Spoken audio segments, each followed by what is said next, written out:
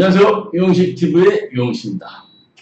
오늘은 어제 발표가 된 제3기 신도시와 관련된 더불어민주당 30년 당연 집권 프로젝트 제13탄입니다. 먼저 자료 화면 보시겠습니다.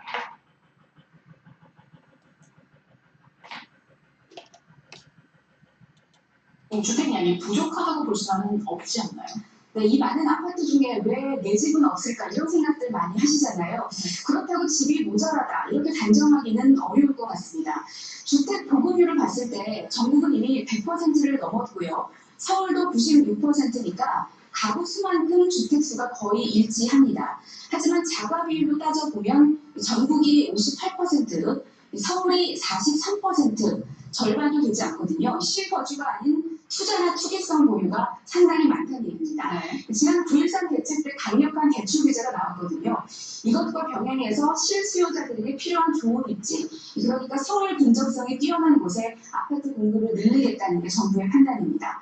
서울에 너무 집중된 주택 수요를 인근 신도시로 분산시켜서 이 과열을 막겠다는 얘기입니다. 네, 들어보면 계획은 좋은데요. 이제 신도시가 발표가 됐고 실제 공급까지 이어지려면 최소 3년 혹은 그 이상이 걸릴 거 아닙니까?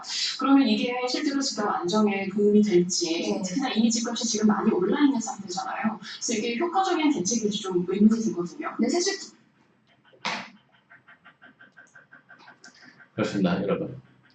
어제 3기 신도시 건설을 통해서 정부에서 공급하려고 하는 가구가 15만 5천 가구입니다.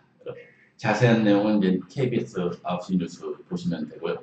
그러면은 이렇게 무작정 집을 지어야만 하는, 저는 그렇지 않다고 생각합니다. 자, 우리가 주택시장에 주택을 공급하는 방법, 주택시장에 주택이 공급되는 방법이 몇 가지가 있습니다. 첫째, 그렇습니다, 여러분.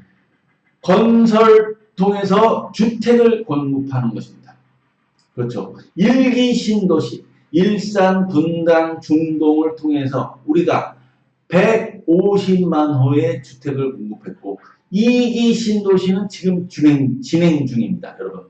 거기에다가 또 어제 발표된 3기 신도시를 통해서 또 15만 5천 가구를 공급하겠다는 것입니다. 그러면 이렇게 주택 건설을 통해서 주택을 공급하는 방법이 첫째고요. 두 번째 방법은 바로 그렇습니다, 여러분. 제가 제일 선호하는 것이 바로 수도 이전입니다. 수도 이전을 통해서 청와대, 국회, 대법원, 중앙정부가 세종시로 옮김으로써, 이전함으로써 우리가 지금 요번에 어제 발표된 15만 5천 가구라는 주택을 서울에 공급할 수 있다는 것입니다. 무슨 말이냐? 청와대, 국회, 대법원이 세종시로 이전을 하게 되면은 거기에 소속된 직원들이 당연히 세종시로 옮겨갈 거 아닙니까? 그러면 서울에 있는 집들을 팔거나 혹은 또 전세 월세로 내놓고서 이제 세종시로 갈 겁니다. 그러면은 서울에 15만에서 20만 가구의 주택을 공급하는 효과를 볼 수 있습니다. 그것도 어떤 효과냐? 2020년 4월에 우리가 총선을 더불어민주당이 총선에서 250석을 획득하고 그해 9월에 정기국회에서 우리가 만들어 놓은 헌법 법안이 있지 않습니까? 헌법안이 초안이 있습니다. 거기에다가 세종시는 대한민국의 수도로 한다라는 문구 더 추가해서 옮기면은 바로 건설할 필요 없이, 이번 3기 신도시 건설이 필요 없이 서울에 15만 가구에서 20만 가구의 주택을 공급할 수가 있습니다. 그리고 세 번째 주택을 공급할 수 있는 방법은 무엇이냐? 우리가 이제 통계청의 자료에 따르면은 그렇습니다, 여러분. 우리가 2026년, 빠르게는 2025년부터 우리가 초고령 사회에 접어듭니다. 그러면 그 말이 무엇이냐? 바로 우리가 지금 작년이죠. 작년에 사망자 수가 자연사 하신 분, 그러니까 쉽게 얘기해서 나이가 들어서 이제 사망하신 분 27만 명입니다, 여러분. 27만. 그러면 초고령 사회로 접어드는 2025년에서 2026년부터는 매년 30만 명이 넘는 고령자들이 돌아가신다는 거죠. 그러면은 우리나라가 또 여러분도 아시다시피 2025년 정도 되면은 저출산으로 인해서 한 해 태어나는 수가 20만 명대로 줄어듭니다. 그러면 그 갭이 얼마 되느냐? 10만 명입니다. 10만 명. 예? 10만 명. 그러면은 단순히 그냥 계산을 하더라도 한 해에 10만 호의 주택이 공급되는 사회적으로 건설하지 않고 사회적으로 주택을 공급하게 됩니다. 이러한 세 가지 방법에 의해서 우리가 주택이 공급된다는 것입니다. 그러면 굳이 3기 신도시가 건설될 필요가 없다는 것입니다. 여러분, 그렇습니다. 우리가 이렇게 콘크리트 아파트를 건설 토목을 통해서 이렇게 아파트를 지어서 주택을 공급할 것이 아니라 제가 제일 선호하는 2번, 그렇죠. 수도를 이전함으로써 청와대, 국회, 대법원이 세종시로 이전을 함으로써 우리가 15만에서 20만 가구에 그것도 즉시 3, 4년 내로 즉시 주택을 공급할 수 있도록 해야 하는 것입니다. 그러면 오늘 방송 주제 더불어민주당 30년 당연 집권 프로젝트 제13탄 그 내용 바로 어떻게 250석을 차지할 것이냐 그렇습니다. 여러분 우리가 세종시에 수도를 인접한다고 하면은 세종시 충청도권에 우리가 그 유권자들의 표를 얻을 수 있습니다. 그리고 우리가 또 제가 그 부산하고 부울경에 이제 가덕도 신공항이라든지 또 김해 신공항에 우리가 이제 특수은행을 설립한다고 하지 않았습니까? 그러면은 이런 방안들을 어떻게 서울에 있는 유권자, 특히 강남구에 먼저 자료 화면을 보시겠습니다.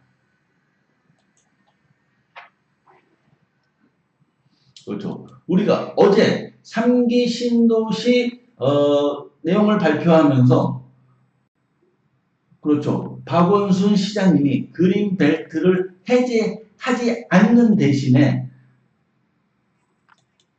삼성동과 대치동에 있는 오늘 노른자 발표한 있다. 계획에는 서울 시내 32곳에 19,000가구를 공급하는 내용도 있습니다.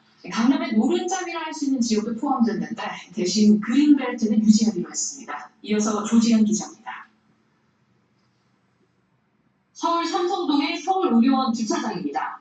지하철 2, 9호선과 코엑스가 가까운 강남 한복판입니다.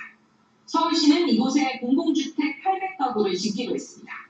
대치동의 동부 도로 사업소 터에도 2,200가구를 지어 공급합니다. 웬만한 아파트 한 단지와 맞먹는 규모입니다. 서울 무역전시장 인근으로 강남의 묘지로 꼽힙니다. 서울의료원 주차장 부지나 동부 도로사업소 부지와 같은 이런 곳은 서울시의 기존 부지 활용 계획을 변경하면서까지 이번 공급 계획에 그렇습니다. 여러분 삼성동에 있는 서울의료원 주차장과 대치동에 있는 노른자의 땅이죠. 동부 도로 사업소 이 땅들이 어떤 땅이냐?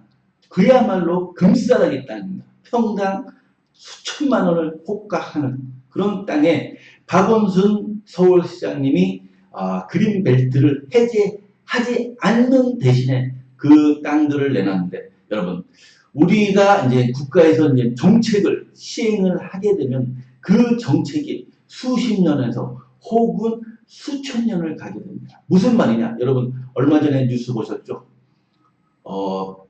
카이로 근처에 있는 피라미드에서 새로운 5대 왕조의 피라미드가 발견되었는데 그 속을 보니까 고스란히 고분이 발견되었다는 것입니다. 그러면 이집트에서 그 당시에 지었던 피라미드는 바로 지금과 같은 3기 신도시와 같은 국가 정책이라는 것입니다. 그런 국가 정책은 만리장성과 같이 4,000년, 5,000년, 피라미드와 같이 4,000년, 5,000년을 가기도 하고 이렇게 어제 발표한 3기 신도시와 같이 40년도 가고 한번 생각해 보십시오. 거기 대치동과 삼성동에 주택을 지으면은 그 주택은 40년을 가기도 하고 계속 재건축을 한다고 그러면 몇백 년을 가기도 하게 됩니다. 그러면은 그 땅에 40년 혹은 수백 년을 가게 될 국가적 정책 지금은 당연히 필요하죠. 왜?